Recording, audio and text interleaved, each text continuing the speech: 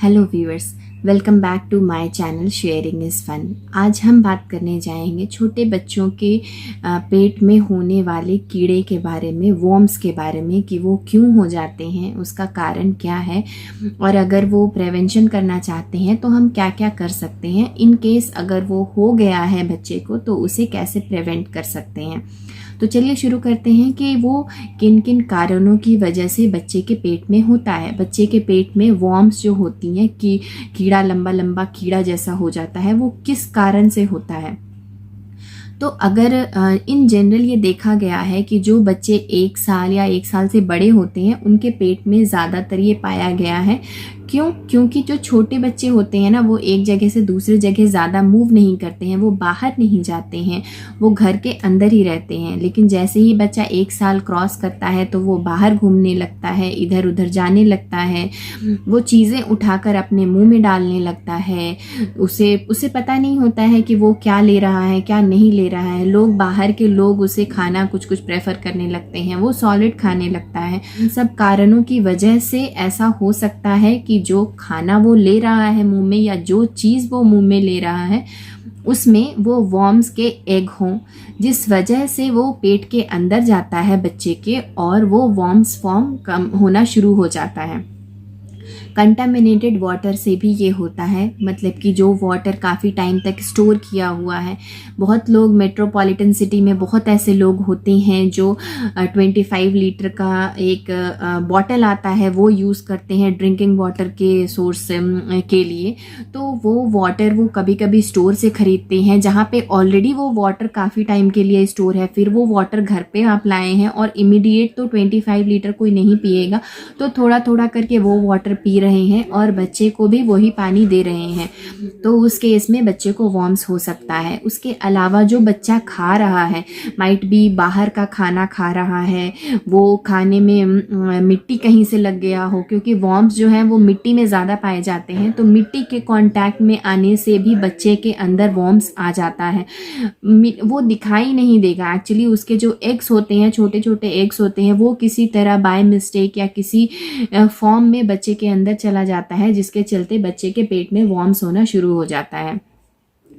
तो बेसिकली इसे अवॉइड करने के लिए आप यही करें कि अगर आप पानी दे रहे हैं बच्चे को पीने के लिए, तो उसे वार्म करके दें। पहले नॉर्मल उसे पूरा बॉईल कर लें, फिर उसे ठंडा होने दें, फिर वो पानी बच्चे को पिलाएं। उससे क्या होगा कि जो भी वॉर्म्स अगर है भी इन केस, तो वो सारे मर जाएंगे। उसके एग्स अगर हैं तो वो सारे मर जाएंगे।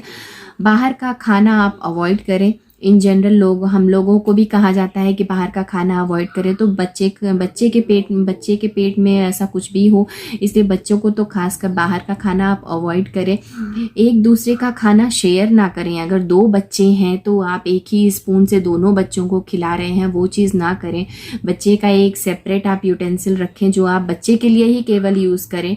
उसका स्पून, उसका कटोरा, जो भी प्लेट्स आप उसके लिए यूज़ करते हैं, वो सेपरेट ही रखें और वो बच्चे के लिए ही केवल यूज़ करें। उसे मिक्स ना करें बाकियों के यूटेंसिल के साथ। उसके बाद खाने पीने की बात करें तो आप प्रेफर करें कि बच्चे को प्रिजर्वेटिव वाला फूड अवॉइड करें। उसे घर का खाना दें, जो भी आप घर पे बनाते हैं वो खाना दें, होममेड फूड दें, वो बच्चे के लिए अच्छा होता है। और तो ये तो बात हो गई कि अगर बच्चे को बचाना है उससे तो क्या करें। इन केस बाय मिस्टेक अगर बच्चे को ऑलरेडी हो गया है वॉर्म्स और उसके पेट में वॉर्म्स है, आप देख सकते हैं। कैसे आपको पता चले कि बच्चे के पेट में वॉर्म्स हो गया है?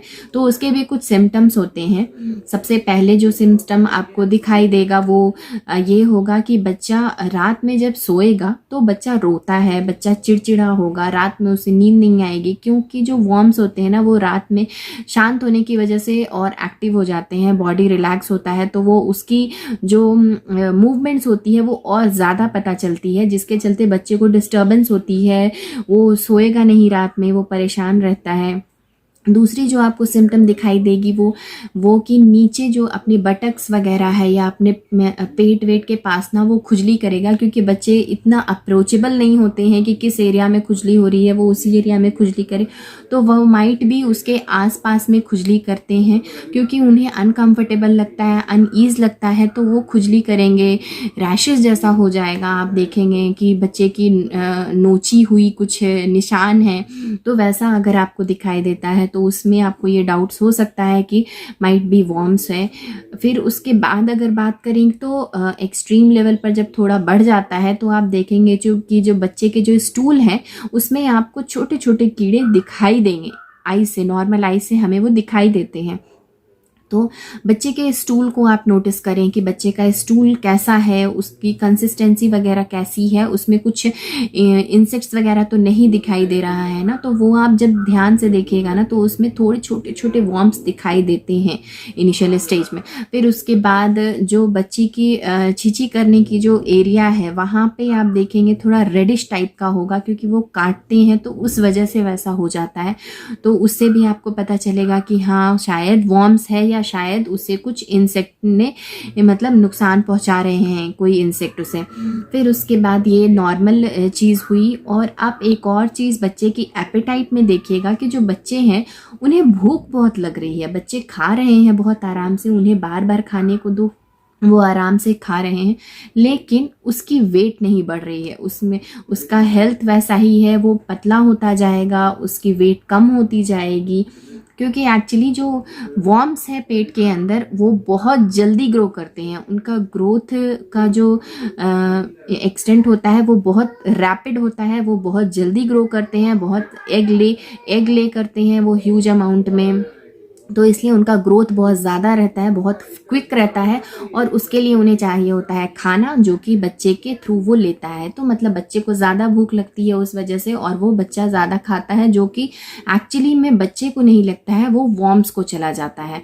तो ये नॉर्मल सिम्टम है जिससे आपको ये पता चलेगा कि शायद बच्चे के पेट में वॉर्म्स हो गया है। इन केस अगर बच्चे के पेट में वॉर्म्स हो गया है तो उस केस में आप क्या करें, ऐसे तो कोई डोज बिना डॉक्टर के रिकमेंडेशन के बगैर बच्चे को देने के लिए मना किया गया है इस केस में, कि अगर बच्चे के पेट में वॉर्म्स है तो आप बिना डॉक्टर के रिकमेंडेशन के कोई दवाई ना दें, आप पहले डॉक्टर से कंसल्ट करें, तो वो आपको एग्जैक्ट दवा बताएंगे, कितने डोज में लेना है वो आपको बताएंगे। बहुत फेमस दवाई है ऑलरेडी, एल्बेंडाजोल ओरल सस्पेंशन, जिसे जेंथल के नाम से भी जाना जाता है। ये बहुत पुराना दवा है जो बच्चों को कीड़े जो पेट में हो जाते हैं, वॉर्म्स जो हो जाते हैं, उसके लिए दिया जाता है। पर ये भी दवा लेने से पहले आप डॉक्टर से रिकमेंडेशन ज़रूर लें, उनका प्रेस्क्रिप्शन ज़रूर लें कि जो आपके बच्चे को है उसके लिए कितना डोज चाहिए। वो बेबी टू बेबी वैरी करता है, कोई बच्चे को साल में 2 बार देना होता है, कोई बच्चे को 1 साल में 1 ही बार देना होता है। तो वो डिपेंड करता है कि वो आपके बच्चे के एज के हिसाब से और उसके अंदर वॉर्म्स की क्वांटिटी या फिर कितनी एक्सटेंट तक वो बढ़ गई है उस हिसाब से वो डोज को दिया जाता है। इन जनरल कहा जाता है कि अगर आपका बच्चा 2 साल से छोटा है तो उसे 200 mg वो डोज दें, अगर 200 mg यानी कि 5 ml हो गया, और अगर आपका बच्चा 2 साल से बड़ा है तो उसे 400 mg दे सकते हैं, जो कि 10 ml होता है। तो वो एक डोज में एक बॉटल आता है, वो डोज पूरा आप दे सकते हैं अगर आपका बच्चा 2 साल से बड़ा है तो। पर बिना रिकमेंडेशन के, बिना डॉक्टर से कंसल्ट किए हुए मैं आपसे रिक्वेस्ट करती हूँ कि आप ना दें, आप ना ट्राई करें, आप डॉक्टर से ज़रूर कंसल्ट करें, आप डॉक्टर से पूछ लें, शायद वो आपको और बेटर ऑप्शंस बताएं, तो डेफिनेटली उससे आपके बच्चे के वॉर्म्स निकल जाएंगे, वो ठीक हो जाएंगे। उम्मीद करती हूँ कि आपको ये वीडियो हेल्पफुल लगी हो। अगर हेल्पफुल लगी है तो मेरे चैनल शेयरिंग इज़ फन को सब्सक्राइब करें। जो सब्सक्राइबर मुझे ऑलरेडी सब्सक्राइब कर चुके हैं, thank you so much for joining the family of sharing is fun. मिलते हैं आपसे अगले वीडियो में, तब तक के लिए स्टे सेफ, स्टे हेल्दी।